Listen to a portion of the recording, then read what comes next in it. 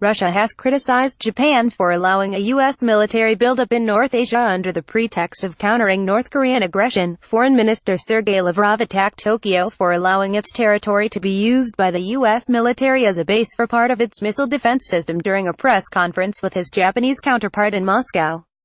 Japan's Foreign Minister Taro Kono was forced to defend his country's stance toward North Korea and its ties with the United States.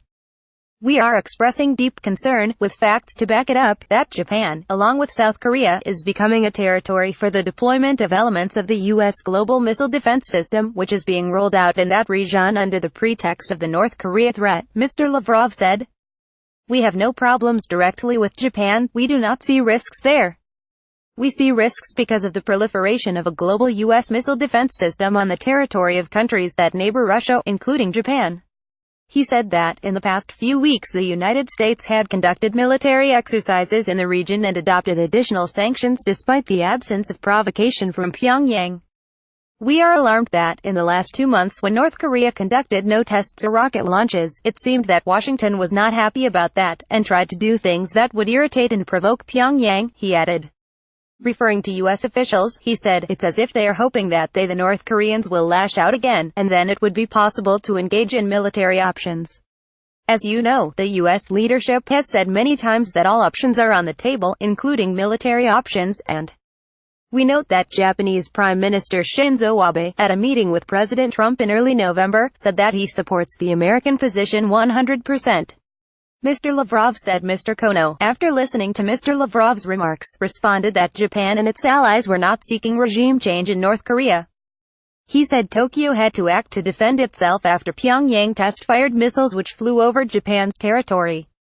"This is unprecedented, the most important and most pressing threat not just to Japan and Russia but to the international community as a whole. It's absolutely unacceptable," Mr. Kono said, speaking through an interpreter. The island of Kunoshira in the disputed island chain. Sergei Lavrov and Taro Kono had met in Moscow in the hopes of resolving the dispute, which means they never signed a formal treaty at the end of the Second World War. File photo Getty Images. "We believe it's necessary to use all possible means and to increase the pressure on North Korea as much as possible to stop its nuclear program and the rocket launches," he said. Japan welcomes the position of the United States, which is that to protect Japan and South Korea, all means of deterrence will be used. The remarks came after the two men met to discuss a 70-year-old territorial dispute over an island chain between the nations in the Sea of Okhotsk. The islands are known in Japan as the Northern Territories and in Russia as the Kuril Islands.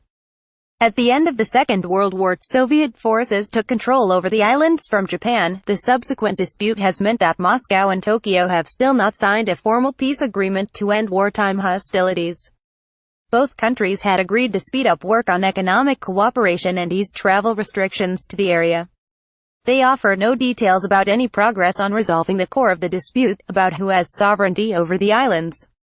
Additional reporting by Reuters. Reuse content.